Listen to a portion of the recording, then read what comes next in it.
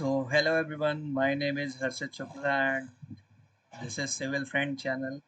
I welcome you all of you here with the very new subject written in front of you, that is fluid mechanics.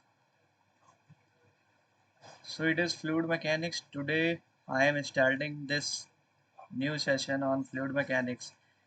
This is useful for civil engineering aspirants as well as for mechanical engineering aspirants who are preparing for the competitive exams like GATE, JEE or AE exams. Okay, then I also recommend ESE aspirants as well these videos. So we will discuss fluid mechanics. So today is the teachers day, so first of all I wish all the teachers as well as all the students a very happy teachers day. So enjoying the teachers day, I am starting with this new subject which is very interesting subject and conceptual as well. It is fluid mechanics. So this is me, Harshit Shukla, and I am a BTech civil engineer. Okay. So now, first of all, before starting any subject, you have to know the definition of the subject. Okay. So it is fluid mechanics. So as I told you when I was teaching you SOM, that is strength of material, in that I have defined this term mechanics. So mechanics is nothing basically the study of forces and its effects on the body. अब body क्या है यहाँ पर, वहाँ पर दो तरह की बॉडी पे बताया था कि रिजिड होगा तो इंजीनियरिंग मैकेनिक्स हो जाएगा सब्जेक्ट, और अगर आपका डिफॉर्म बॉडी होगा तो आपका सब्जेक्ट हो जाएगा स्ट्रेंथ ऑफ मटेरियल। बट यहाँ पर अब फ्लूइड मैकेनिक्स है, यानी बॉडी क्या है, फ्लूइड। बॉडी क्या हो गया, फ्लूइड। तो बेटा स्टडी ऑफ फोर्स और उसका इफेक्ट चेक करना फ्लूइड पे, इसी को बोलोगे क्या, फ्लूइड मैकेनिक्स। Fluid mechanics. अगर थोड़ा टेक्निकल डेफिनेशन चेक करते हैं तो इसको लिखते हैं study of science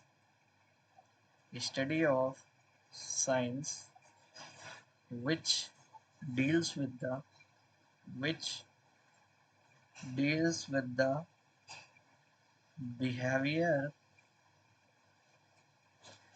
of fluid at at rest or in motion and interaction interaction of the fluid with other fluid with other fluid or solids. So this is fluid mechanics. So basically a study of science which deals with the behavior of fluid at rest or in motion. So as I told you, that is a study of forces and its effect on the body, that is fluid, is called as fluid mechanics. So basically जब force apply होगा तो fluid में कुछ ना कुछ उसका behaviour change होगा, तो उसी का साइंस जिसमें हम बिहेवियर ऑफ फ्लूइड चेक करते हैं एट रेस्ट और इन मोशन। और फ्लूइड इंटरेक्ट भी करेगा अदर फ्लूइड के साथ और या फिर सॉलिड के साथ, तो वो सारी चीज़ें जब हम स्टडी करते हैं जिस साइंस में, उसको बोल देते हैं fluid mechanics. So now the terms come fluid. So basically what is the fluid? So any substance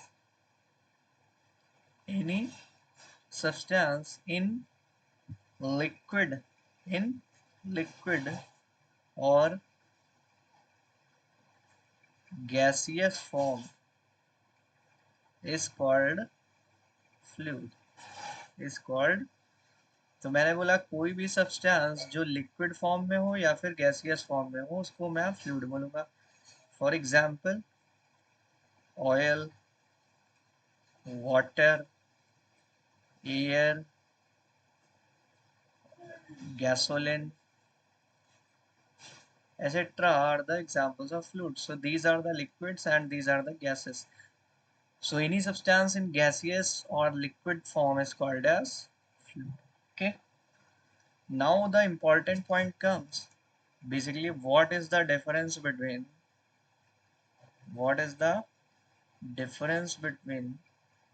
fluid and solid? So what is the basic difference between fluid and solid? Let us discuss on another slide. So here I am drawing a diagram. This is a plate, this is a plate, and this is another plate. These both plates are parallel to each other. This one is the fixed plate, this one is the fixed plate, it cannot move. This plate is the movable plate, it can move with the force. So suppose this movable plate is moving with a velocity v when we applying a shear force F on this plate. Okay, and I am assuming a rubber block here. I am assuming a rubber block here. So rubber block is a solid. So when we apply this force F on this plate, तो हो गया क्या कुछ time बाद कि ये rubber जो block है इसका जो अपर सरफेस है वो इससे अटैच्ड है इस प्लेट के सरफेस से, तो वो भी क्या होगा कुछ देर बाद ये ब्लॉक के साथ मूव करना शुरू हो जाएगा, यानी कुछ यहाँ पर क्या आ जाएगा, डिस्प्लेसमेंट, एंगुलर डिस्प्लेसमेंट आ जाएगा। ये शियर फोर्स लगाया तो कुछ एंगुलर डिस्प्लेसमेंट चल जाएगा रबर ब्लॉक के अंदर। जब ये अपर प्लेट की वेलोसिटी अचीव कर देगा कैपिटल बी, तो ये एंगुलर डिस्प्लेसमेंट आ जाएगा। अब यही जो एंगुलर डिस्प्लेसमेंट होता है इसको क्या बोल सकते हो, शियर स्ट्रेन। इसके बीच का डिस्टेंस मैं अगर मान लूँ कि बीच का जो थिकनेस है प्लेट के बीच की वो एल है, ठीक है। इसका जो कांटेक्ट एरिया है रबर ब्लॉक का प्लेट के साथ, मूवेबल प्लेट के साथ, उसको मैं ए मान रहा हूँ। तो ये जो शियर स्ट्रेस होता है रबर ब्लॉक के केस में, शियर स्ट्रेस जिसको मैं टाउ बोल सकता हूँ, ये क्या होगा, जो फोर्स अप्लाई किया है एफ अपॉन कांटेक्ट एरिया जो भी है यहाँ का, ठीक है ना। तो अगर मैं सॉलिड की बात करता हूँ तो जो आपका शियर स्ट्रेस होता है वो डायरेक्टली प्रोपोर्शनल होता है शियर स्ट्रेन के। But in case of fluid, in case of fluid जो आपका शियर स्ट्रेस होगा, जो आपका शियर स्ट्रेस होता है वो शियर स्ट्रेन के बराबर प्रोपोर्शनल नहीं होता है, बल्कि शियर स्ट्रेन रेट पे डिपेंड करता है, रेट पे डिपेंड करता है। तो ये बेसिक सा डिफरेंस है। और एक और डिफरेंस है कि सॉलिड में मैंने बोला कि शियर स्ट्रेस जो होगा वो डायरेक्टली प्रोपोर्शनल होगा इसके शियर स्ट्रेन के। But in case of fluid जो शियर स्ट्रेस होगा वो डायरेक्टली प्रोपोर्शनल होता है शियर स्ट्रेन रेट के। अब ये कैसे प्रोपोर्शनल होता है ये आगे आने वाले चैप्टर में बताऊंगा, ठीक है, जब विस्कोसिटी पढ़ूंगा। तो और दूसरा जो डिफरेंस है, सॉलिड में बेटा फिक्स्ड डिफॉर्मेशन होता है, सॉलिड हैव फिक्स्ड डिफॉर्मेशन, ठीक है ना। सॉलिड में जो डिफॉर्मेशन होता है वो फिक्स्ड होता है। बट अगर आप फ्लूइड में लगाओगे,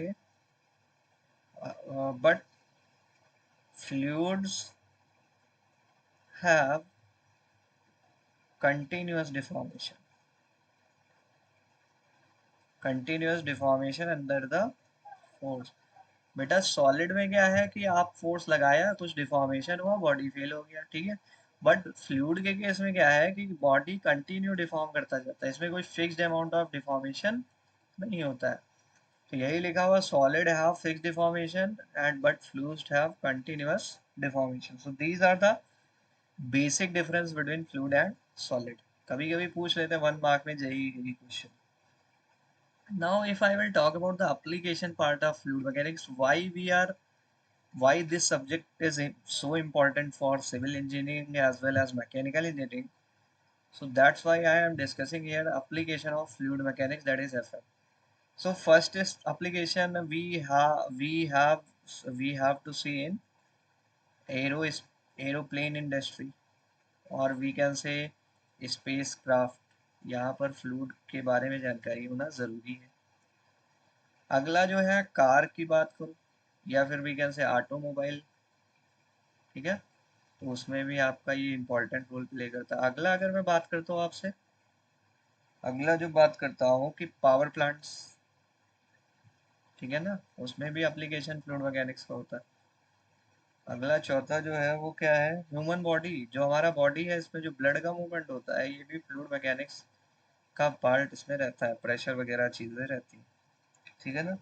देन विंड टर्बाइंस, ठीक है ना। और आपका अगर बात करोगे नेचुरल फ्लोज, जो भी नेचुरल फ्लोज होते हैं वहाँ पर भी आपका ये फ्लूइड मैकेनिक्स क्या होता है, इंपॉर्टेंट रोल प्ले करता है। तो these are the various application of fluid mechanics, why it is important. So these areas are using the application part of using the concept in real life problems of fluid mechanics concepts, okay. So that's why this subject becomes important, okay.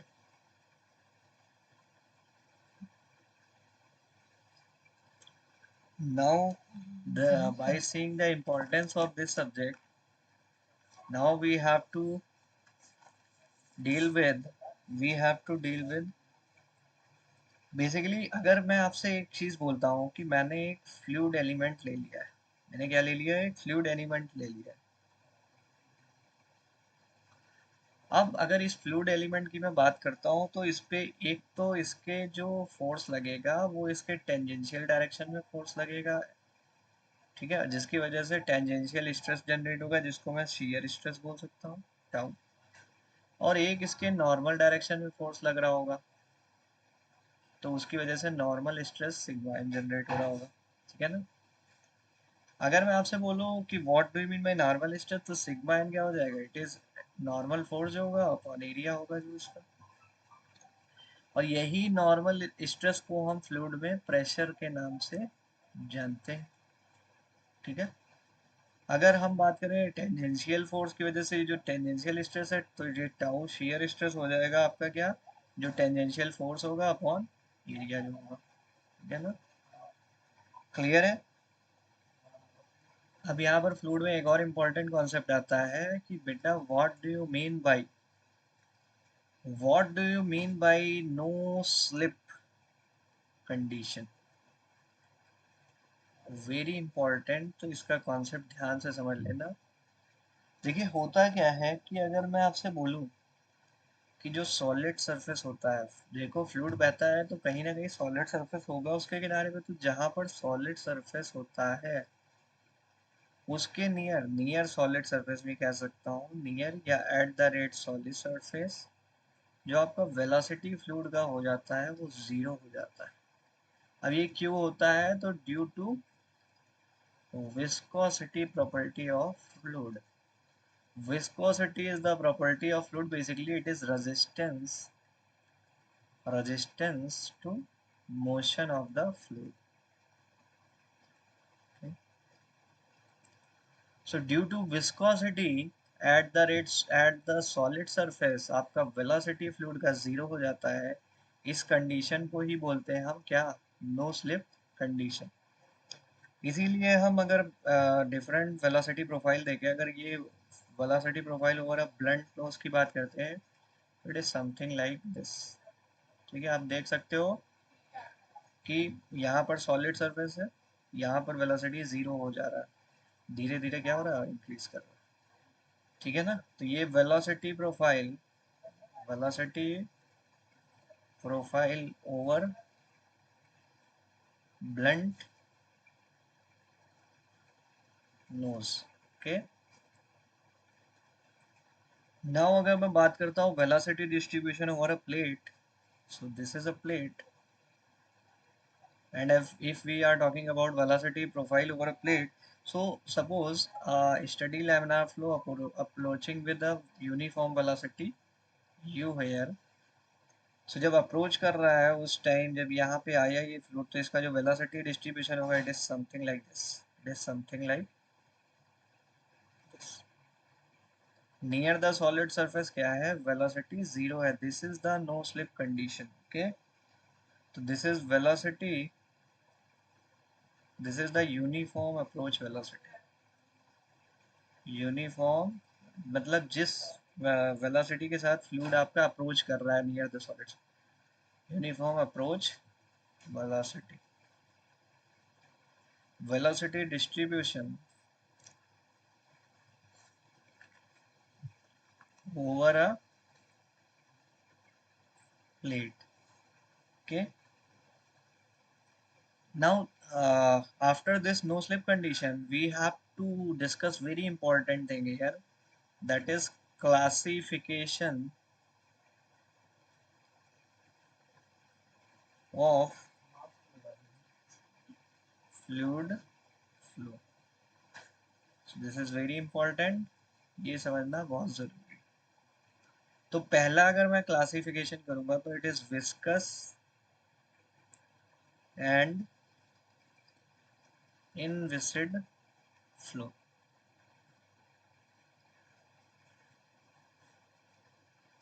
तो होता क्या है, viscous means क्या होता है, it is the frictional, it is the frictional resistance to fluid flow, it is the frictional resistance to fluid flow। इसका मतलब ये हुआ कि विस्कस अगर ज्यादा होगा फ्लूइड, विस्कस अगर ज्यादा होगा तो वेलोसिटी आपकी फ्लूइड की क्या हो जाएगी, कम हो जाएगी, क्योंकि मैंने बोला कि viscous is the property, it is the frictional resistance to fluid flow. So viscous ज्यादा यानी वेलोसिटी कम। इसका मतलब क्या हुआ कि near the solid surface, near the solid surface viscous fluid occur होगा। कौन सा फ्लूइड अकर होगा, viscous fluid flow occurs. Why is it so, because near the solid surface जो आपका वेलोसिटी होता है वो लगभग लगभग क्या मानते हैं, जीरो मानते हैं, एंड ड्यू टू विस्कोसिटी। तो near the solid surface fluid flow कैसा माना गया, viscous fluid flow. Whereas जैसे जैसे आप दूर जाते जाओगे, far away the solid surface, far away the solid, sorry solid solid दो बार हो गया, solid surface inviscid flow occurs, inviscid flow occurs। Okay, so if I will talk about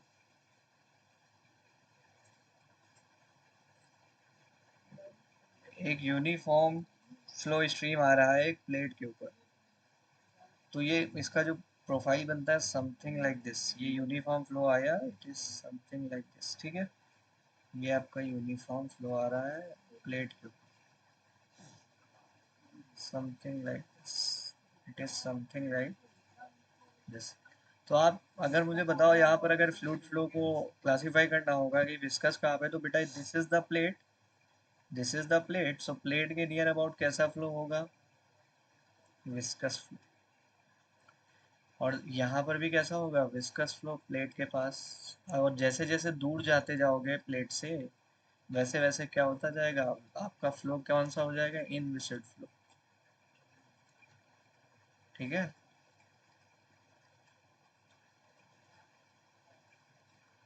तो ये चीज समझ में आ गई होगी, आगे बढ़ते हैं। ठीक है, अगला जो सेकंड टाइप ऑफ हमें करना है वो है internal and external flow. Internal and external flow. So internal जैसा कि नाम से समझ में आ रहा है कि इंटरनल फ्लो का मतलब ये है कि completely bounded flow, completely bounded flow मतलब चारों तरफ से घिरा हुआ जो फ्लो होगा पानी या फ्लूइड का, उसको बोलेंगे कंप्लीटली बाउंडेड फ्लो या फिर इंटरनल फ्लो। जैसे कि हम अगर बात करें आपका फ्लो हो जाए वायर के अंदर या फिर पाइप के अंदर फ्लो, ठीक है ना, जो कि कंप्लीटली सराउंडेड हो।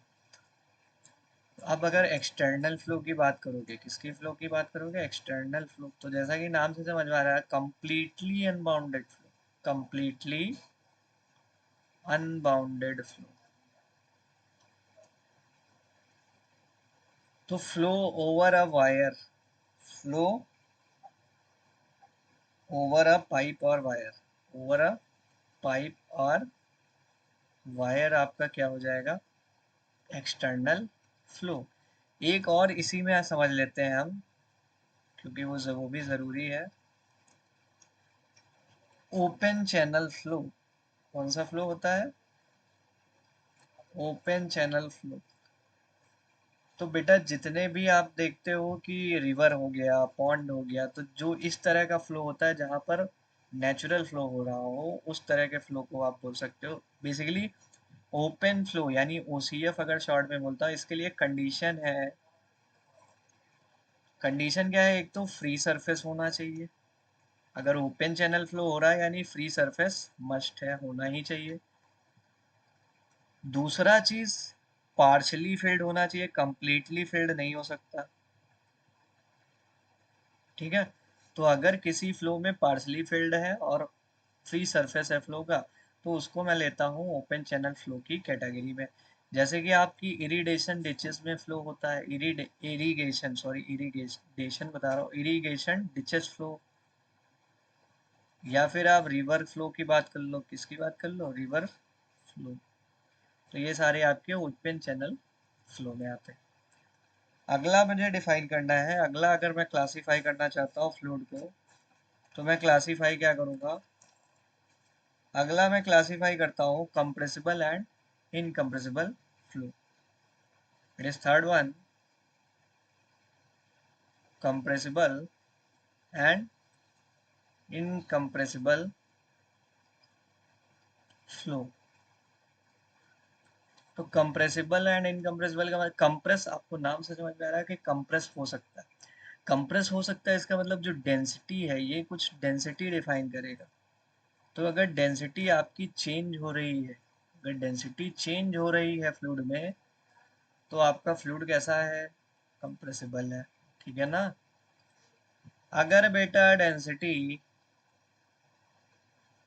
नहीं चेंज हो रही है, नो चेंज, तो फ्लूइड कैसा होगा, इनकम्प्रेसिबल। जनरली देखा, टिपिकली अगर लिक्विड्स की बात करें, लिक्विड्स आर टिपिकली इनकम्प्रेसिबल, उनको ट्रीट किया जाता है, ठीक है ना। तो अच्छा, गैसेस के केस में हम डिफाइन करते हैं इसको मैच नंबर से, किस नंबर से, मैच नंबर से डिफाइन करते हैं। अब what is this match number, so match number is defined by velocity of fluid flow, fluid, and velocity of sound, that is c. So velocity of sound, velocity of fluid upon velocity of sound will give you the match number. And if match number is less than 0.3, अगर Mach number आपका किसी भी case में 0.3 से less आता है, तो मैं उस केस में उस गैस को क्या बोल दूंगा, इनकम्प्रेसिबल। क्या बोल दूंगा, इनकम्प्रेसिबल, ओके। तो और मैच नंबर की कुछ वैल्यूज हैं जिनके टाइप पर फ्लूइड आपका स्पेस क्राफ्ट का वेलोसिटी डिफाइन किया। अगर मैच नंबर आपका लेस देन 1 आता है, then it is subsonic flow. कैसा फ्लो होगा, सबसोनिक फ्लो। मैच नंबर अगर ग्रेटर देन 1 आता है, सुपरसोनिक फ्लो। कैसा फ्लो होगा, सुपरसोनिक फ्लो। मैच नंबर अगर बराबर देन 1 आता है, मतलब Mach number is equal to 1, then it is sonic flow. And Mach number is अगर वेरी वेरी ग्रेटर देन 1 आता है then it is hypersonic flow. कौन सा फ्लो हो जाएगा?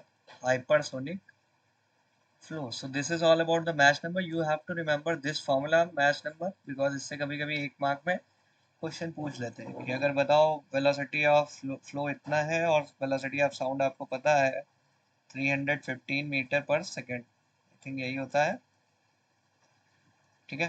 तो इसको डिवाइड करके आप आंसर निकाल देते हो मैच नंबर, ठीक है। और वो आपसे पूछेगा किस टाइप का फ्लो होगा, तो मैच नंबर अगर लेस देन 1 है तो सब sonic flow, greater than supersonic, बहुत बहुत ज्यादा ग्रेटर देन 1 है हाइपरसोनिक, ग्रेटर इक्वल 1 है सोनिक फ्लो। क्लियर है?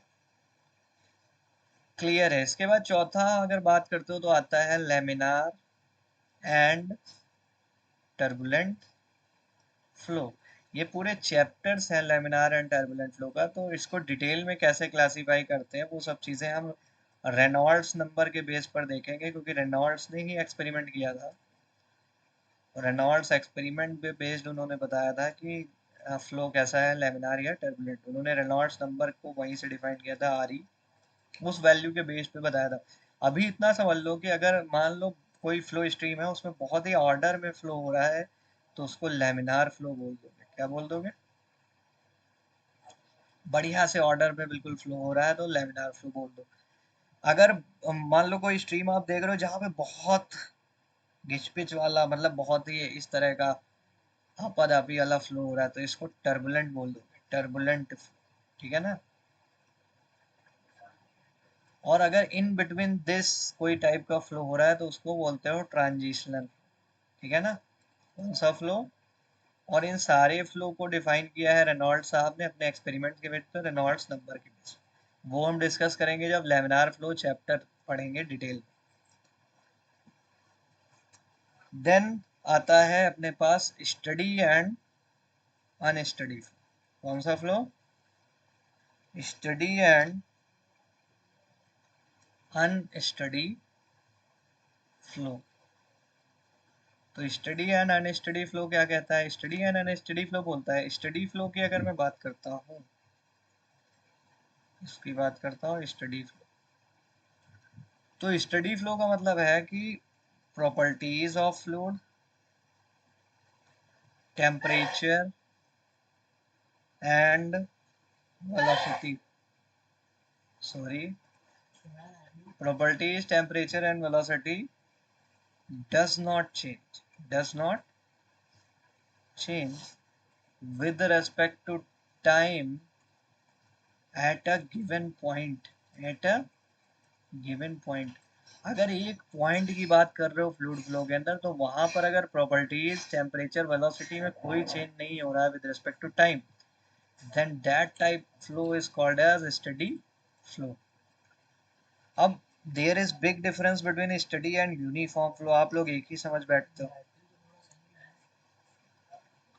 तो स्टडी यूनिफॉर्म फ्लो मीन्स कि अगर यही सब चीजों में नो चेंज, इन सारी चीजों में कोई चेंज नहीं हो रहा with respect to time, but कहाँ पर? In at a location, at a location in a given region, in a given region. कहने का मतलब ये है, मान लो कोई फ्लूइड फ्लो कर रहा है और मैं ये रीजन सेलेक्ट करके मैं इस लोकेशन की बात कर रहा हूँ, देन इस लोकेशन में अगर विद रिस्पेक्ट टू टाइम कोई भी चेंज नहीं हो रहा है प्रॉपर्टीज, टेम्परेचर और वेलोसिटी में, and that type of flow is called as uniform flow. And steady flow का मतलब ये है कि एक पॉइंट अगर मैं कंसीडर करता हूँ एंड इस पॉइंट पे with respect to time, properties, velocity and temperature नहीं change हो रहा है, then this type of flow is called as steady flow। Clear है? अनस्टडी जस्ट अपोजिट, अगर चेंजेस हो रहे हैं तो अनस्टडी बोल देंगे। यहाँ पर बात आती है one dimensional, two dimensional and three dimensional flow की, ठीक है ना। One dimensional, two dimensional, three dimensional flow की। तो बेटा यहाँ पर एक एग्जांपल ले लेता हूँ मैं सीधा उठा के। मान लो कोई लार्ज वाटर टैंक है, उससे आपका स्ट्रीम एक पाइप के अंदर आ रहा है। किसके अंदर आ रहा है? पाइप के अंदर। तो जब आपकी वेलोसिटी जो अप्रोच करेगी उसका जो सीन होगा something like this, something like कुछ इस तरह से पाइप के अंदर पानी इंटर करे। तो बेटा यहाँ पर स्टार्टिंग जो इंटर ऑफ इनलेट है पाइप का, यहाँ पर क्या होगा, आपका वेलोसिटी तीन चीजों पर डिपेंड करेगा। वेलोसिटी तीन चीजों पर डिपेंड करेगा, एक तो पाइप का रेडियस, दूसरा पाइप की जो एक्सेस है, यानी जो पाइप की एक्सेस होगी जो कि इसके सीजी से पास हो रही होगी उस पे, यानी इसको जेड मान लेता हूँ तो जेड। और तीसरा जो पाइप का डायमीटर सर्कुलर होगा तो बेटा एंगुलर चेंज हो रहा होगा यानी थीटा। तो जो वेलोसिटी यहाँ पर फंक्शन होगा जब इंटर कर रहा होगा तो ये तीन चीजों का फंक्शन होगा, आर जेड और थीटा, यानी डायमीटर पे डिपेंड रेडियली डिपेंड कर रहा होगा, जेड पे एक्सियली डिपेंड कर रहा होगा, थीटा पे भी डिपेंड। बट जब धीरे धीरे ये क्या हो रहा होगा, जब आगे जाता जा रहा होगा तो क्या हो रहा होता हो, समथिंग लाइक दिस, इस तरह से चीजें बदल रही होंगी, इस तरह से चीजें बदल रही होंगी। और धीरे धीरे फुल्ली डेवलप्ड रीजन जब आ जाएगा तो सॉलिड सरफेस पे वेलोसिटी क्या हो जाएगा, जीरो हो जाएगा।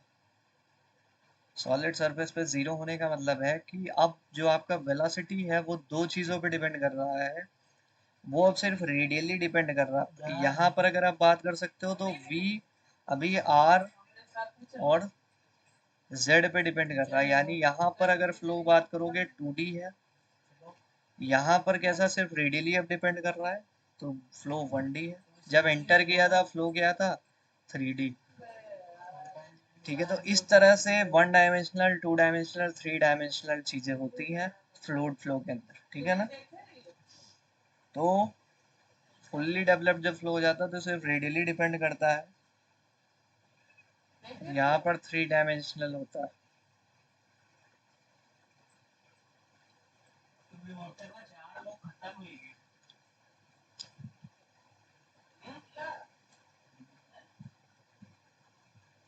अगर आप जैसे कि मैं बताता हूँ बुलेट फायर करते हो तो this one is the bullet, ये बुलेट है, ठीक है। और आपका एयर फ्लो हो रहा होगा, एयर फ्लो जो हो रहा होगा इसके सामने ऐसे समथिंग। तो ये जो एयर फ्लो होगा जब आप बुलेट फायर करते हो तो क्या होगा, एक टू डायमेंशनल फ्लो होगा। किन किन चीज़ों पे डिपेंड करेगा, एक तो आर पे डिपेंड करेगा, रेडियल मतलब इस बुलेट के रेडियस पे सर्कुलर होगा, और जेड इसकी एक्सिस पे डिपेंड करेगा, ठीक है ना। तो ये टू डायमेंशनल फ्लो होता है बुलेट फायर, ठीक है ना, एयर में। तो आपको ये चीज़ें ध्यान रखनी है। अच्छा, ये जो एक यहाँ पर पॉइंट है, ये जो फुल्ली डेवलप्ड रीजन है, fully developed region in case of turbulent flow, in case of turbulent flow, ये आपका डेवलप होता है 10 पाइप डायमीटर, मतलब 10 पाइप उठा लो, उनके डायमीटर के बराबर डिस्टेंस ले लो, उतनी डिस्टेंस पे आपका ये फुल्ली डेवलप रीजन डेवलप होता है। किस केस में, टर्बुलेंट फ्लो के केस। और इससे कुछ कम, lesser than this value, laminar flow के केस में आपका फुल्ली डेवलप रीजन डेवलप हो जाता है। क्लियर है, तो ये चीज भी ध्यान रखना आप लोग। अब जो यहाँ पर एक और कॉन्सेप्ट है थोड़ा सा जो कि फ्लूइड में इम्पोर्टेंट भी है, ये कॉन्सेप्ट है कि सिस्टम वर्सेस, ये सब बेसिक कॉन्सेप्ट है फ्लूइड के जो कि हमें पढ़ना जरूरी है। Control volume approach. So basically system, what do mean by system, तो बेसिकली हम कोई भी अपनी एटमॉस्फेयर है उसमें कोई भी मैटर हम मतलब ले लें फॉर स्टडी पर्पस, तो इसी को बोलते हैं क्या, सिस्टम। तो अगर मैं सिस्टम को डिफाइन करूं, matter quantity for study in space, matter quantity for study in space, तो इसी को मैं बोल दूंगा सिस्टम। अब सिस्टम, ये मान लो मेरा सिस्टम है, मैंने ले लिया matter quantity for study in space, इसके चारों तरफ भी तो कुछ होगा चीजें, तो उसको मैं सराउंडिंग बोल देता हूँ। क्या बोल देता हूँ, सराउंडिंग। अब ये सिस्टम दो तरह का हो सकता है, या तो क्लोज्ड सिस्टम हो सकता है या फिर ओपन सिस्टम हो सकता है। तो अगर मैं क्लोज्ड सिस्टम की बात करता हूँ, किस सिस्टम की बात करता हूँ, क्लोज्ड सिस्टम, इसका मतलब ये है कि system of fixed mass. Closed नाम से समझ में आ रहा है कि फिक्स्ड मास की बात होगी, सिस्टम ऑफ फिक्स्ड मास।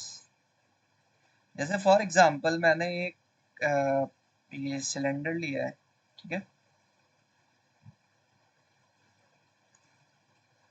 और इसके अंदर गैस भरी हुई है, यहाँ तक मान लो गैस भरी हुई। अच्छा, ये वाला जो बाउंड्री है ये मूवेबल है, तो मैंने इस पे फायर लगा दिया है इसके नीचे से, ठीक है ना। तो ये जब मूवेबल बाउंड्री है तो ये जो गैस है अभी तो फिक्स्ड है, ये आपका गैस ही क्या है, ये सिस्टम है। और ये किस तरह का सिस्टम है, क्योंकि मैंने फिक्स्ड मास लिया है, तो बेटा सिस्टम ऑफ फिक्स्ड मास लोगे तो इसको क्लोज्ड सिस्टम बोलोगे, ठीक है ना। अब जब मैंने ये वाली बाउंड्री क्या है, फिक्स्ड बाउंड्री है, और ये वाली मूवेबल बाउंड्री, तो अगर हीट करोगे तो क्या होगा कि अगर ये मूवेबल है तो ये धीरे धीरे ऊपर जाएगी, गैस अपना क्या कर सकती है, यहाँ तक आ सकती है, ठीक है ना, बट इस बाउंड्री के बाहर नहीं जा सकती, ठीक है। अगर मैं बात करता हूँ यहाँ पर दो पॉइंट इंपॉर्टेंट है क्लोज से, नो मास क्रॉस बाउंड्री, यहाँ पर बाउंड्री क्रॉस नहीं करेगा, ठीक है। एनर्जी क्रॉस कर सकती, yes energy can cross boundary, but mass cross नहीं कर सकता। अगला अगर मैं ओपन सिस्टम की बात करता हूँ, किस सिस्टम की, ओपन सिस्टम। तो अगर ओपन सिस्टम की बात करोगे आप, तो बेसिकली ये मास ट्रांसफर से डील करता है।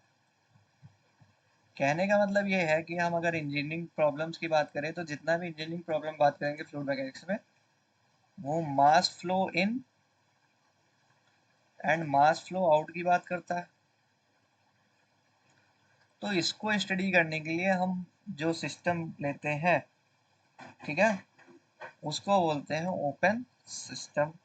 और ये जो सिस्टम होता है, जितनी भी एनर्जी प्रॉब्लम्स हैं जो मास ट्रांसफर इन और मास ट्रांसफर आउट इन्वॉल्व करती हैं, उनको हम मॉडल करते हैं as a control volume, as a control volume. तो control volume is a open system approach. तो कंट्रोल वॉल्यूम का मतलब ये है, अगर मैं flow in a nozzle discuss करता हूँ, एक नोजल है, इसमें आपका फ्लूइड फ्लो हो रहा है, ये मास फ्लो इन हो रहा है और ये मास फ्लो आउट हो रहा है, ठीक है। तो मैं जो नोजल का कंट्रोल वॉल्यूम लेता हूँ, it is something like this. मैं अपनी स्टडी इसी कंट्रोल वॉल्यूम में करता हूँ। ये मेरा कंट्रोल वॉल्यूम है और ये नोजल है, नोजल में आपका फ्लो हो रहा है, ये कंट्रोल वॉल्यूम है। अच्छा, ये वाली जो बाउंड्री है, ये वाली जो बाउंड्री है, ये मैंने इमेजिनरी बाउंड्री ली है, यस और नो। ये वाली बाउंड्री जो है ये रियल बाउंड्री है, क्लियर है। तो this is the control volume approach. तो जितना भी हम फ्लूइड मैकेनिक्स के अंदर mass flow in mass flow out की बात करेंगे, उनको सॉल्व करने के लिए बेस्ट है कि आप कंट्रोल वॉल्यूम अप्रोच लीजिए, ठीक है। उसमें एक फिक्स्ड बाउंड्री रियल बाउंड्री होगा और एक इमेजिनरी बाउंड्री हो सकता है, ठीक है। अब इन कॉन्सेप्ट पे बेस्ड कुछ क्वेश्चन देख लेते हैं, देन ये चैप्टर पूरा आपका जो इंट्रोडक्शन पार्ट था फ्लूइड मैकेनिक्स का वो आपका फिनिश हो जाएगा। क्वेश्चन है, the speed of an aircraft is given to be is given to be 1200 kilometer per hour. Okay, if the speed of sound at that location is 315 meter per second, the match number is. So A option is given to you 0.5, B option given to you 1, C option given to you 1.10, and D option none of the above. सो ये JEE में आ सकता है, 1 mark में, अच्छा question है, आ सकता है। ठीक है, अब यहाँ पर सिंपल था, अभी मैंने पढ़ा है match number is what, velocity of flow upon velocity of sound.